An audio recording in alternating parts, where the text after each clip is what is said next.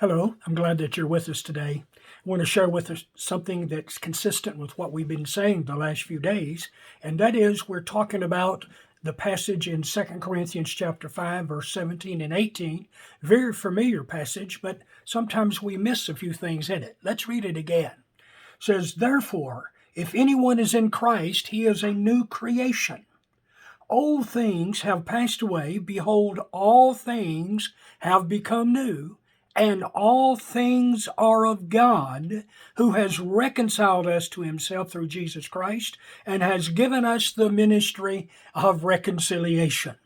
Now, because verse 17 is true, that the old has gone, the new has come, now he says, now all things are of God. Now, what does that phrase mean in this context?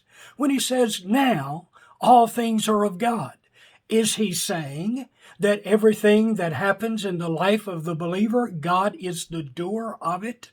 I think not, because there's an enemy out there, and we still have some flesh in our life that's not yet submitted to the Lordship of Christ. So I don't think he's saying everything that happens is the hand of God, but I think he's saying in the midst of everything that happens, God is at work in us and for us, and the new birth itself and changing from old things to new things, all of that is completely the work of God. In other words, you and I cannot make ourselves new.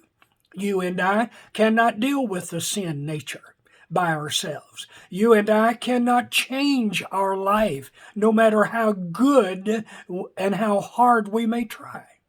You and I simply cannot save ourselves. Salvation, the new life, takes the lordship of Jesus Christ.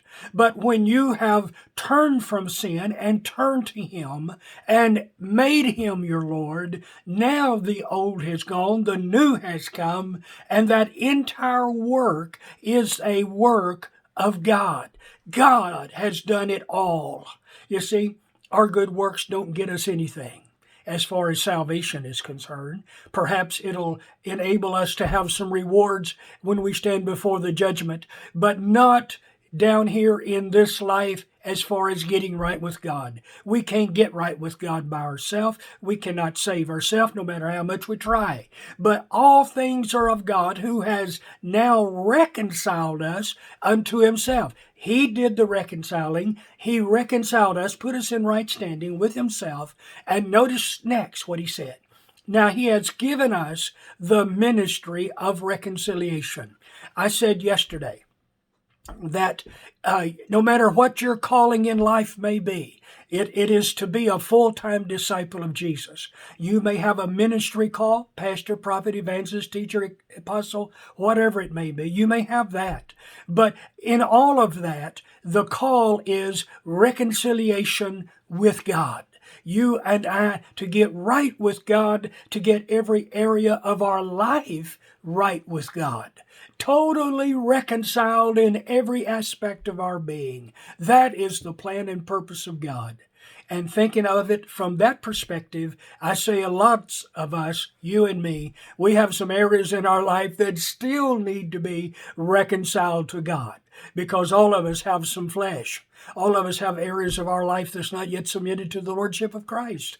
And we need to, by submitting ourselves to God, by appropriating what he's already provided for us, then we can bring every area of the flesh, the soulish realm, the body under control of the Spirit. We can bring all of that under the Lordship of Jesus Christ. And that is the plan of God for you and me. Time is gone for today. Be back tomorrow. You be blessed, and you have a great day today.